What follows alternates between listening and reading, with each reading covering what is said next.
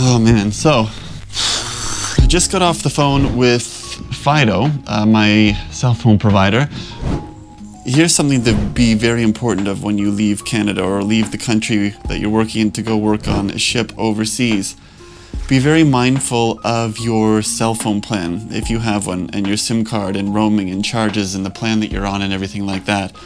Before I left Canada, I made a phone call to my provider to say, hey, I'm leaving. I'm gone for 6 months. I won't really be in Canada between now and late January of 2023.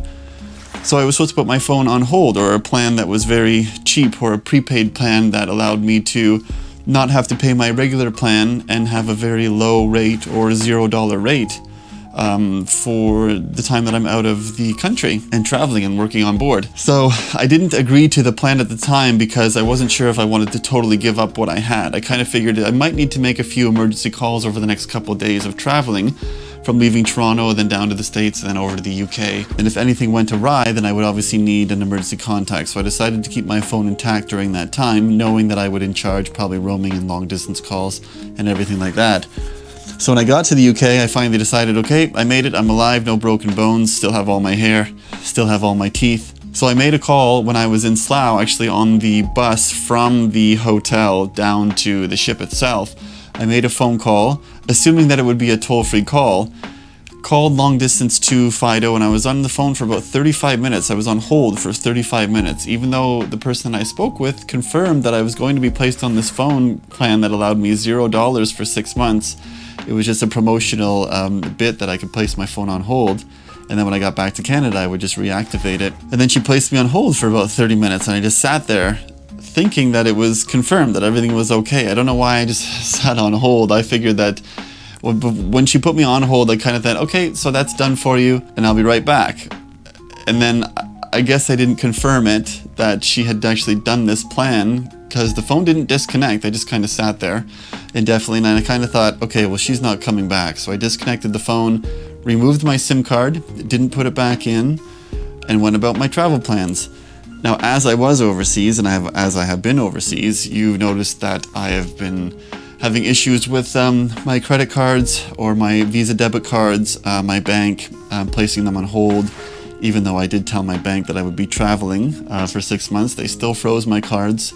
They froze them 4 times so far. They've frozen them, and I've had to unlock them each time. And unfortunately, I've had to make those emergency calls using my phone to have them unlocked. And some of those phone calls were 15 minutes, 30 minutes, 40 minutes being on hold and whatnot. And those phone calls were equally $15, $45. One of them was $106. Not thinking that I would actually be paying for these calls. I just assumed that these are toll-free calls and I wouldn't be charged for them, given that they're emergency numbers. But silly me not knowing, hey, you're not in Canada anymore, that these are going to be charged. So I came back to Canada in Corner Brook right now. We're actually pulling away right now, and I had to happen to look at my phone bill, and surprise, surprise, I owe them $604. So, just got off the phone with Fido now, and paid that because obviously there's nothing I can do. It was admittedly my fault, and if I don't pay it, it'll go to collections. So, paid the $604, no choice, and then finally confirmed that my phone plan is going to be downgraded, blah, blah, blah, is what it is.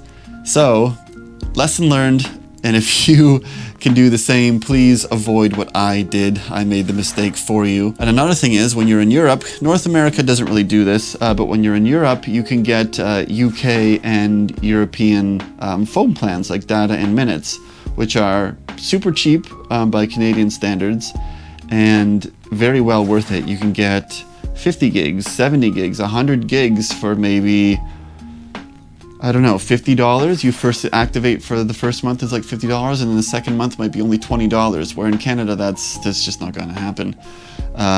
So that would be a good plan. North America doesn't have that, unfortunately. And when we go back over to the UK and Europe, even though we're only there for a week or two, I might consider doing that. I might not, but definitely when we go over to the States, because we'll be in the States and Caribbean for the later half of this year, or the later bit of this year and early next year, I will get a US SIM card and just load that with data to use from there. So lesson learned. Don't let that bite you like it bit me. So that's my own fault, but please don't do that. Make sure you call your phone company and get your roaming sorted out, or don't use your SIM card at all. And if you're making emergency calls, use someone else's phone.